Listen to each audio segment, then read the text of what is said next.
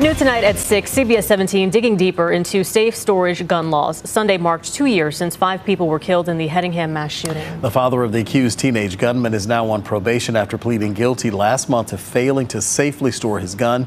Tonight, CBS 17's Gilad Malamed is telling us how the law is used and what it does and does not do. A code or a key could be what keeps a child from getting their hands on a gun.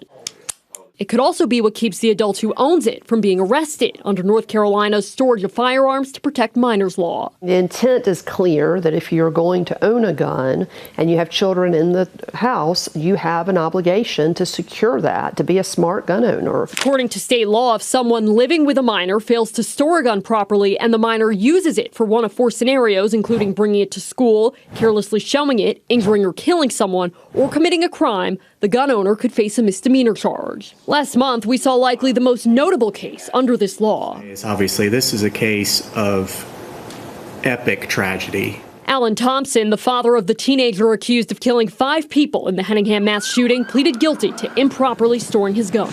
In recent years, Wake County prosecutors charged several adults with this misdemeanor in connection to children bringing guns to school, including when a Wendell middle schooler showed a gun to his friends and when a Fuquay-Varina middle schooler shot this classroom window. The law covers a very broad category of conduct. Wake County District Attorney Lauren Freeman says while every case is different, the legislature should consider raising the offense to a felony, depending on how much harm the minor causes. Absolutely, the legislature should look at what has happened in other states when it comes to this and put some teeth into this law. According to Everytown for Gun Safety, gun owners in some states can face punishment if their firearm is not stored safely around children, regardless of whether the child actually gets their hands on the gun. Do you think something like that needs to be implemented here?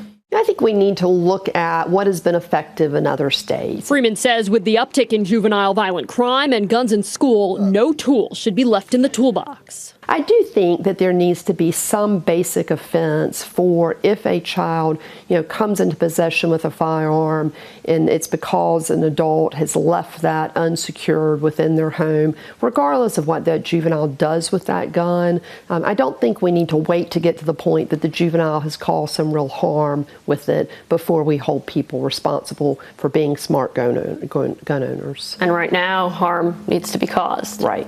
In the past decade, the Wake County Sheriff's Office says it's arrested 2 people under this law. What do you think plays into those 2 arrests in such a large time span? I do think that, often it's either they're accessing it some other way or they do access the firearm, but they don't do one of those qualifying acts with it. Wake County Sheriff's Office Chief of Field Services Tony Godwin says people leaving guns in cars or unlocked where they think children can't get to it are the most common unsafe practices he sees. Either they stick it on a shelf up high where they think their child either can't get to it or doesn't know that it's there, right? So they think it's safe by virtue of the fact that it's out of reach or unknown to the child that it's there. Urging people to use a gun safe or lock because if a child does get to that gun, it's more than unfortunate, it's a tragedy oftentimes. So, we have to, as responsible gun owners, we just have to take that very, very seriously and make sure that there's not even a minor chance of that happening. The Wake County Sheriff's Office and several other local law enforcement agencies give out gun locks to people for free. Gilad Malamed, CBS 17 News.